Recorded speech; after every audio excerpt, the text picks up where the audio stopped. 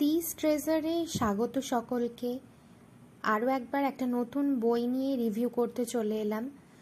আজকে যে বইটা রিভিউ করতে চলেছি তার নাম তার চোখের তারায়, লেখক শায়ক আমান। বইটি বিভা পাবলিকেশন থেকে প্রকাশিত হয়েছিল এবং এই বইটি শায়ক আমানের প্রথম অলৌকিক রহস্য উপন্যাস। তাই দেরি না করে একটু সংক্ষেপে বলে নিই গল্পটা কী নিয়ে।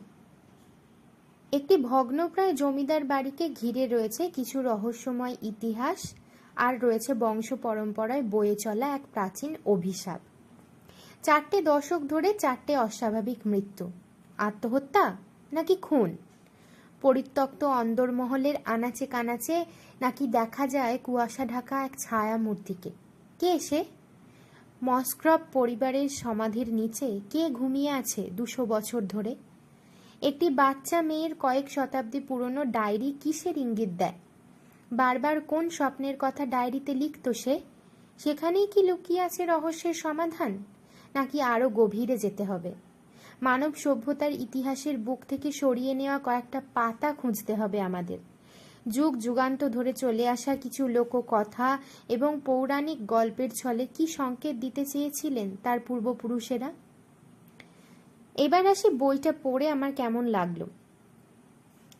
প্রতি পাতায় ভয়াবহ মোড় বদলাতে থাকা এই উপন্যাস একবার শুরু করলে ছেড়ে ওঠা মুশকিল।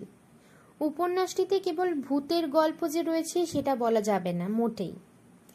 অলৌকিক পটভূমি যতটা আছে তেমনই রয়েছে আমাদের প্রধান চরিত্র পায়েলের ক্ষুরোদার বুদ্ধি এবং তার রহস্যভেদ। অনেক চরিত্রের মুখোমুখি হতে হবে এই গল্পে পড়তে গিয়ে, এবং সবার ভূমিকা এতে ভীষণ ভীষণ জরুরি। কাহিনীর বিস্তৃতি আর লেখকের বর্ণনা ভঙ্গি সত্যিই সুন্দর। এই গল্পে আছেন এক ভগবান এবং তার নৈবেদ্য অভিশাপ। সবশেষে বলতে চাই যে এ বই একবার পড়া শুরু করলে আপনাকে বোধ করবেই। রহস্য আর রোমাঞ্চ যার পরতে পরতে তাকে জানার আগ্রহ মানুষের চিরন্তন।